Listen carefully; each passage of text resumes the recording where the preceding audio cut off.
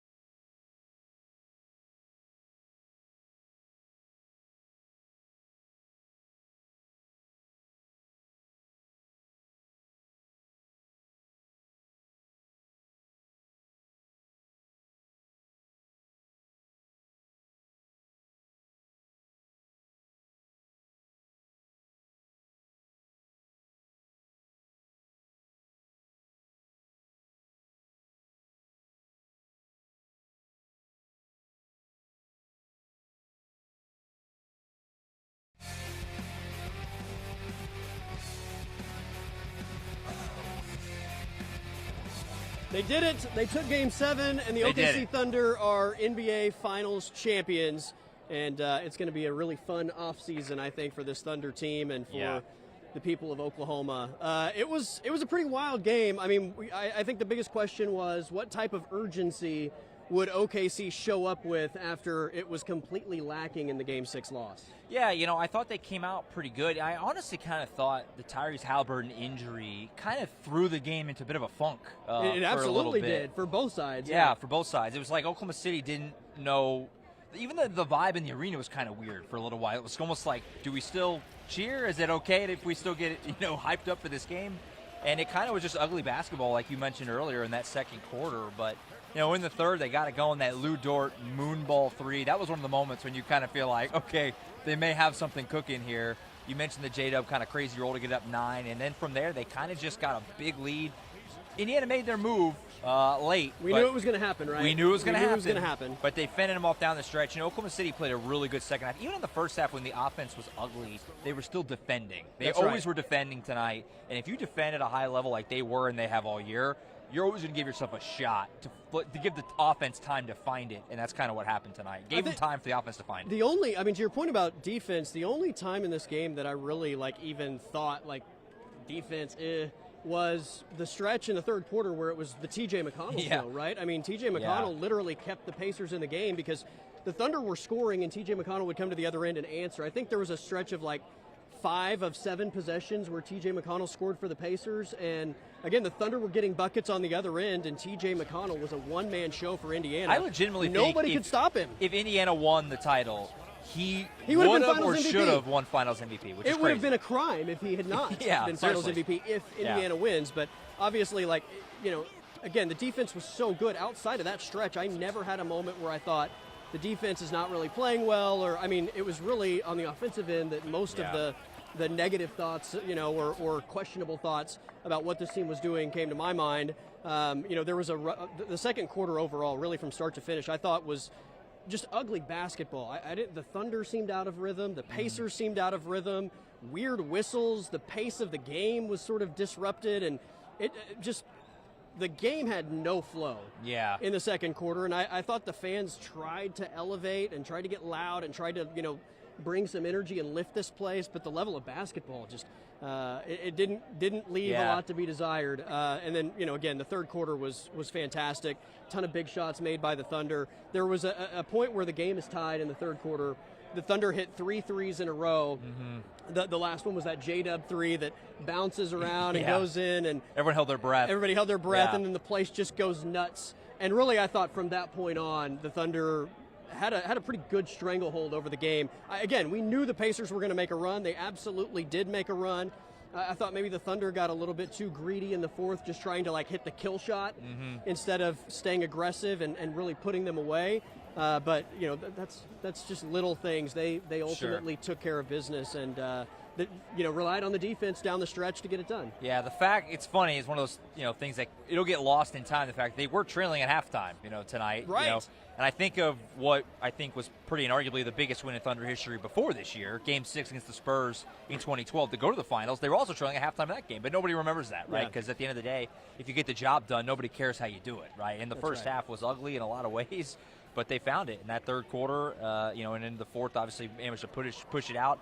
And it, kind of poetic that after what happened in Game 1 against Denver and Game 1 against this series, to do the job, they had to find a way to hang on to a lead, and Indiana made that push. They made it, got it within 12, I think, last 3 or 4 minutes. But they made smart basketball plays, made their free throws, and they found a way to salt it away. That's right. The celebration behind us is wild, and you got to love again just the pure joy that everybody that has put blood, sweat, and tears into this thing are currently experiencing. It's a long season. It is a long season. 82 regular season games. The regular season feels like 2 years ago. Just the postseason. The postseason. Do you remember the Memphis series? Eons ago, right? a lifetime ago. It's a little faded in my mind. It's so long ago. The Denver series. The Denver series. That's right. But here we are. NBA champions, Shai Gilgeous-Alexander, a historic season, regular season MVP, world champion, and finals MVP. all the way around, it was a team effort, and I feel like every player that played in this series at some point had moments that helped the Thunder get here.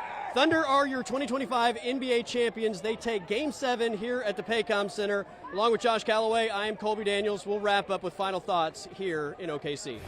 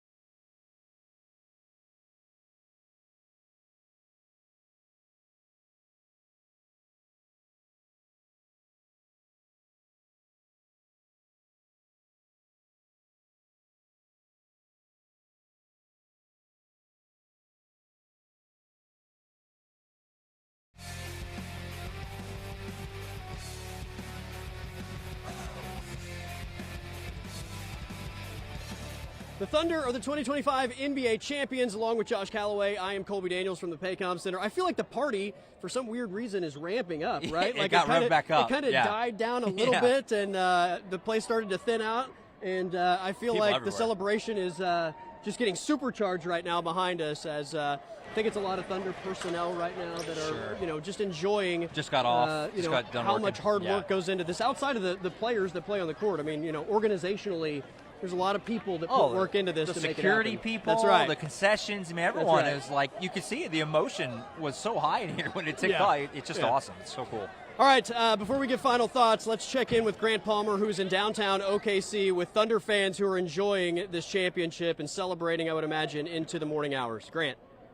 Hey, guys, we're live. We're live. Hey, OKC, we up. OKC, we up. World champs, baby. World champs. OKC. OKC. We're on top of the world right now. We live, baby. OKC. OKC. OKC. OKC. OKC. OKC. OKC. OKC.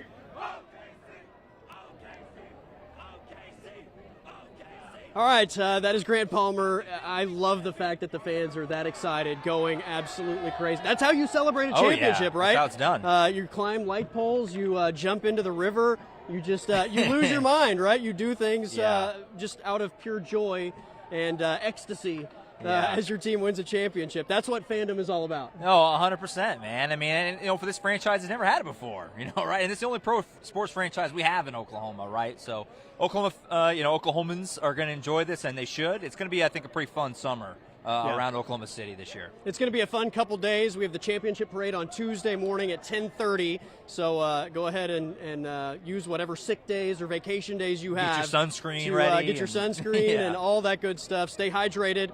Get ready to have a good time because it's going to be wild on Tuesday. What percentage of the state of Oklahoma you think will be there? Yes. Like half? Yes. At least? It's going to be nuts. Yes. I hope there's a representative from every town, city, middle of probably nowhere, pretty close. farm. Yeah. I want to see OKC packed for what is going to be an awesome parade at 10:30 Tuesday morning. But the championship celebration continues here at the Paycom Center. Josh, final thoughts? What an awesome run. This was a historic team. Obviously, this was the goal. Really, the whole season, obviously, there was a lot of thought this team could get over the hump and win a championship.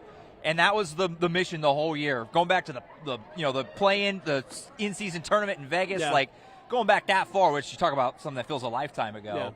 Yeah. It's a historic team. They won 68 games. I think a team that will be beloved forever. Obviously, the fact that you cap it off and win a championship. This was an incredible run. Like you said, they're set up to maybe get back here and do this again. And we'll have a lot of time to kind of talk about that. But enjoy this. I mean, it's not a given at all that you get back here. So to get to this spot and to do it at home, just an all-time moment. Like I said, I think right here, right at the top for greatest moments in Oklahoma sports history, really Oklahoma history, just the state. I mean, win an NBA title is really, really special. Just an awesome ride, and it was a blast to get to be here along with, obviously, you throughout this run. It was a lot of fun, and we'll remember it forever. Yeah, 82 games in the regular season, which is a marathon on its own, and then I remember that long week off after the regular season ended, and you have to go through the play-in tournament. You finally get the postseason underway. They sweep the Memphis Grizzlies. Beat Memphis by 1 million. Round 2 matchup that everybody took for granted against the Denver Nuggets. Yeah. And, if Shea is best player in the world, then Jokic is 1B, right? Yeah. And a 7-game slugfest in round 2 of the postseason where the Thunder on this floor win a Game 7 to go to the Western Conference Finals.